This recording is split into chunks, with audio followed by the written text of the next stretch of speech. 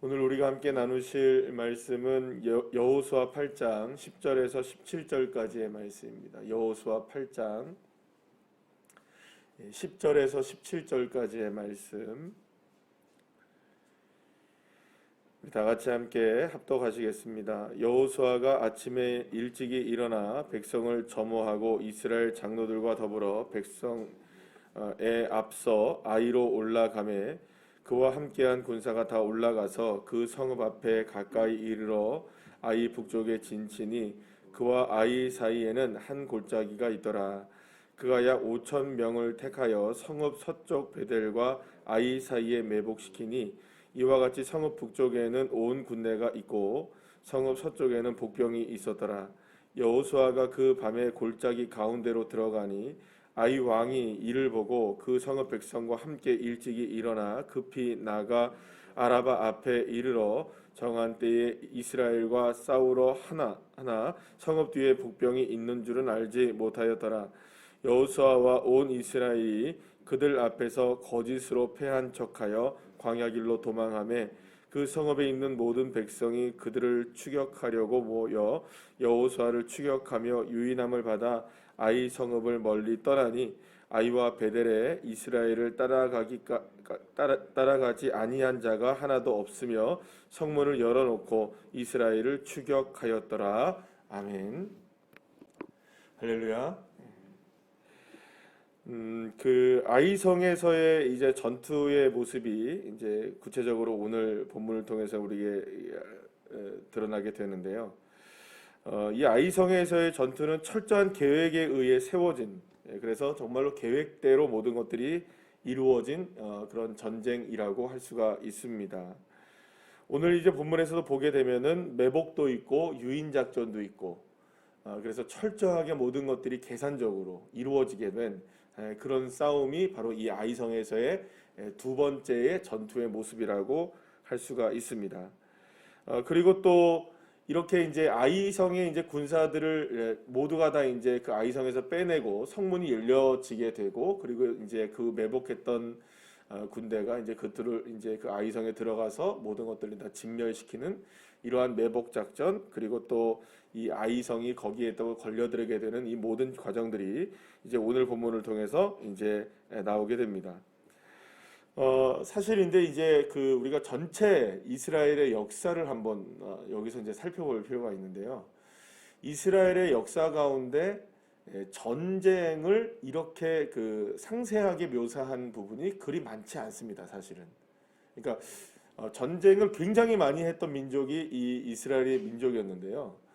그런데도 불구하고 이 전쟁에서 이렇게 상세하게 전쟁의 내용을 묘사하고 게다가 이런 여러 가지 뭐랄까요, 이런 그 작전이죠. 매복도 있고 유인도 있고 그리고 또 이게 철저하게 어떤 계산적인 작전이 이루어져 가지고 이 전쟁을, 그러니까 말하자면 하나님이 어떻게 보면 그 물론 우리가 분명한 것은 하나님이 이스라엘 백성들에게 아이성을 넘겨주신 건 분명하지만 거기에서 철저하게 이제 이스라엘 백성들이 나름대로 전략과 전술을 짜서 어떠한 그런 전략과 전술로 인하여서 이렇게 전쟁에 승리한 이 상세한 내용이 나와 있는 전쟁이 그렇게 많지가 않습니다.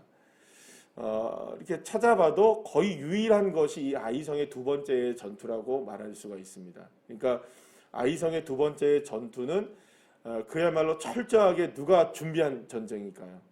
여호수아와 이스라엘 백성들이 하나부터 열까지 모든 것을 계획적으로 또 전략적으로 전술적으로 하나하나 다 계획을 해서 여기에 저렇게 배치를 하고 이렇게 하고 저렇게 하는 이런 모든 뭐랄까요, 그 이스라엘 백성들의 이 전략과 전술이 다 드러나 있는 이런 그 전쟁이었다라고 말할 수가 있습니다. 지금 제가 이렇게 말씀드린 것처럼 이스라엘의 전쟁사, 그러니까 전쟁의 역사 가운데 이런 예를 찾아보기가 어렵다고 말씀드렸는데요. 사실은 왜 그러냐 하면 이스라엘의 전쟁은 거의 대부분에 보게 되면 전쟁의 내용이 나오지 않습니다.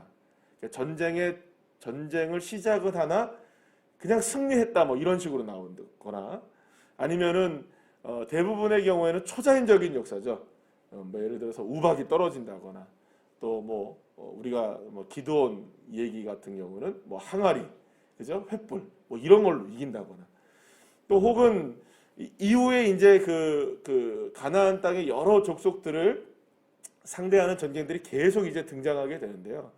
그 등장하게 되는 내용들 가운데서도 대부분들은 뭐 싸움에 관한 내용들은 별로 없습니다. 뭐 기껏 싸움에 대한 이야기가 나와봐야 아얄론 골짜기에 태양이 머물렀던 뭐 그런 사건들 정도, 뭐 그 정도의 사건들이 나올 뿐이지. 그래도 그것도 뭡니까? 초자연적인 역사가 있잖아요.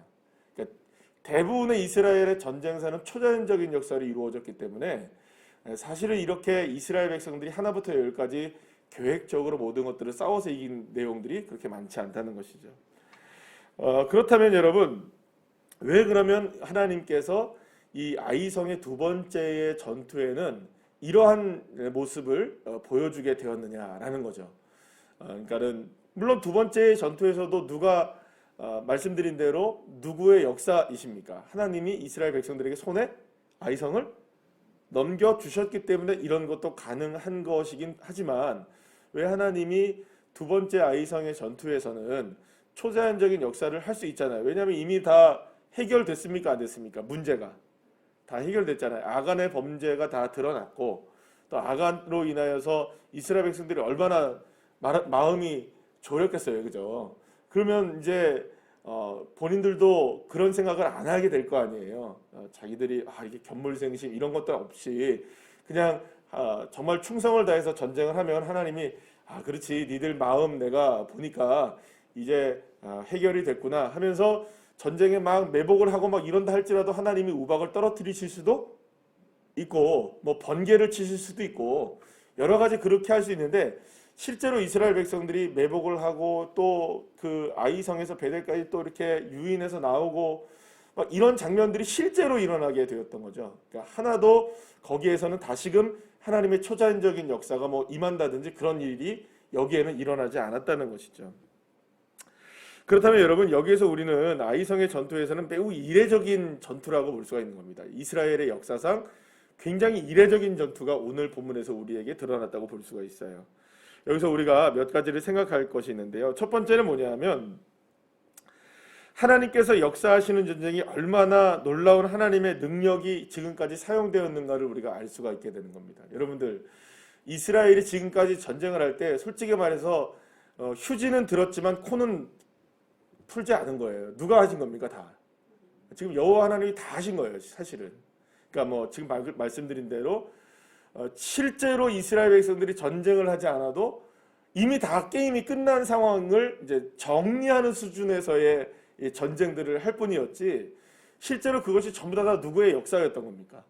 하나님의 역사였던 것이 분명히 이렇게 드러나게 되는 것이죠. 그러니까 오늘 이 아이성의 두 번째 전투는 그만큼 누구의 노력이 지금 들어가 있는 겁니까? 이스라엘 백성들의 노력이 들어가 있다면 실제로 지금까지의 역사적으로 거의 대부분의 이스라엘의 싸움들을 보게 되면 그만큼 누구의 개입의 역사였다는 거예요. 그러니까 하나님께서 그만큼 치밀하게 역사하셨고 하나님이 이스라엘의 승리를 위해서 얼마나 많은 헌신을 하셨는지 그걸 알 수 있는 것이죠. 그러니까 이스라엘 백성들이 노력해야 되는 그 노력보다 누구의 열심이 더 큰가요? 하나님의 열심이 훨씬 크다는 것이죠. 그러니까 이스라엘의 전쟁의 역사를 이 오늘 아이성의 전투를 우리가 생각해 보면 그것이 하나님의 은혜였구나라는 것이죠. 우리가 열심히 하는 것도 은혜이지만 사실은 우리의 열심보다 누구의 열심이 훨씬 클까요? 하나님의 열심이 크다는 거죠. 그래서 이기는 게 훨씬 더 많다는 겁니다.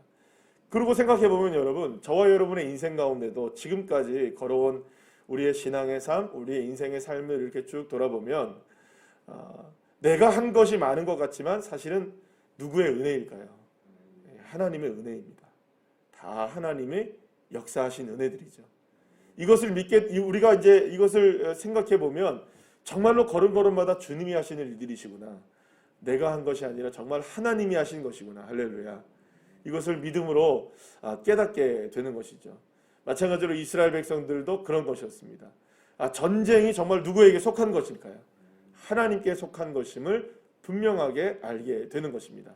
자, 그리고 두 번째 오늘 본문에서 우리가 알 수 있게 되는 건 뭐냐면 사실은 지금까지 이스라엘 백성들은 오합지졸이었거든요. 그렇게 뭐랄까요, 전쟁에 능한 사람들도 아니었습니다. 왜 그럴까요, 여러분? 물론 40년 동안 가나안 땅에 들어오기 전까지 광야에서 몇 차례의 전쟁을 치르면서 전쟁에 대해서 어느 정도 이제 익숙해지긴 했지만, 그렇다고 해서 여러분들 이스라엘 백성들이 전쟁에 능한 사람들이냐? 그렇지 않았습니다. 변변한 무기도 없었고요. 실제로 이스라엘 백성들에게는 무기가 없었습니다. 그런 어떤 뭐 칼이 있지 않았고, 그러니까 그 칼도 어떤 칼이었느냐? 뭐 있어봐야 이게 뭐 청동으로 된 칼들만 있었지, 실제로 철로 된 칼은 그렇게 많이 없었어요. 나중에 보면 여러분들이 이제 요나단과 사울의 이야기를 읽어보게 되면은 거기에서 지금 그때까지만 하더라도 철로 된 칼이 2자루밖에 없었다는 거, 그게 나와요. 그러니까 실제로 그만큼 철이 귀한 시대 때에 철로 된 이 그 뭐랄까요, 무기도 없었어요. 그러나 여러분들 이미 그 가나안 땅에는 철병거들을 갖고 있을 정도로 철에 대해서 굉장히 무기가 엄청났거든요. 사실은 이런 어떤 것들을 보게 되면은 이 가나안 사람들 앞에 이스라엘 백성들은 스스로가 메뚜기라고 얘기했던 것처럼, 실제로 이스라엘 백성들의 전력과 어떤 군사력, 그 다음에 싸움의 기술, 이런 것들은 가나안에 미치지 못했던 것이 실제의 모습이었습니다. 자, 그런데 오늘 본문에서 우리가 보게 되면 가나안 백성들을 이깁니까, 안 이깁니까? 자기의 힘으로 이겨요. 누구의 힘으로 이깁니까? 어제 본문에서 나왔잖아요. 스스로 준비해라. 쥐들이 싸워서 이기는 거예요. 누가 이긴 겁니까? 이스라엘 백성들이 철저하게 계획을 세워서 매복도 세우고 유인작전도 펴면서 진짜로 이스라엘 백성들이 나가서 싸워서 이기는 거예요. 3만 명의 군사와 5천 명의 유인작전들, 이런 것들을 통하여서 철저하게 계획을 세워서 실제로 자신의 힘으로 누구를 이겨버립니까? 아이성을 이기는 거예요. 여러분, 이걸 통해서 우리가 알 수 있게 되는 한 가지가 뭐냐면, 이스라엘 백성들에게 역량이 늘어났다는 거예요. 그러니까 무슨 말이냐? 실제로 가나안과 싸워서 이길 만한 실력이 누구에게 있다는 겁니까? 이스라엘 백성들에게 이제 생겼다는 거예요. 여러분, 이건 무슨 의미를 갖고 있냐면, 이제 얼마든지 지략적으로나 전략적으로나 싸움에 있어서 가나안을 상대할 수 있는 존재가 누가 됐다는 걸까요? 이스라엘이 됐다는 거죠. 그럼 이 말은 무슨 말일까요? 그만큼 실력이 어떻게 됐다는 거예요. 늘어나고 실제로 실력이 향상이 됐다는 거예요. 견줄만 하게 됐다는 거예요. 그러니까 이제는 가나안 땅의 주인으로서 단순하게, 물론 뭐 여러분들 하나님의 은혜입니다. 그죠? 하나님의 은혜이지만 둘째는 뭐냐면 실력이 이제 생겼다는 거예요. 그러니까 하나님은 결코 여러분들 믿음의 사람들을 사용하실 때 그냥 배치장에 놓고 그냥 아무것도 못하는 사람들, 실력도 없는 사람들, 그런 사람들 쓰시는 게 아니라, 하나님은 하나님의 역사를 하시되 어떤 사람에게 은혜를 주느냐? 실력 있는 사람들에게 은혜를 주시는 거예요. 이게 무슨 말인지 아시겠습니까? 하나님이 그냥 사람을 사용하시는 게 아니라는 거죠. 하나님은 그 상황 속에 어울리는 사람을 쓰십니다. 하나님도. 그 상황 속에서 하나님은 그 사람을 사용하실 만한 사람들을 사용하시는 거예요. 여호수아와 갈렙을 하나님이 사용하셨던 이유는 여호수아와 갈렙이 그만한 능력이 있었기 때문이었던 거죠. 여러분, 모세를 사용하셨던 이유는 하나님께서 그 모세가 그 지도력을 갖고 있었기 때문이었던 겁니다. 물론 하나님의 은혜이죠. 그러나 하나님의 은혜와 그 사람의 실력이 하나가 될 때 실제로 그 땅의 주인이 되어지는 거죠. 아무런 능력도 없이 그냥 여러분들 하나님이 일을 맡기지 않으세요. 때로는 그렇게 생각이 듭니다. 때로는 저와 여러분에게 어떤 일들을 감당하게 하시고 또 어떤 일들을 경험하게 하시는 이유는 그 일들을 통하여서 이후에 어떤 일들을 감당하게 하시려는 하나님의 훈련의 모든 과정임을 우리는 기억해야 하는 것입니다. 이 아이성의 두 번째의 전투에서 이스라엘 백성들의 힘으로 모든 것들을 이겨내는 이 장면을 통해서 우리는 이제 알게 되는 거죠. 그저 그냥 하늘에서 굴러떨어져서 어디서 굴러와서 그냥 이렇게 가나안의 주인이 되는 게 아니구나. 이제는 진짜 가나안의 주인이 될 만한 힘이 누구에게 있다. 이제 이스라엘 백성들에게 있게 되었구나.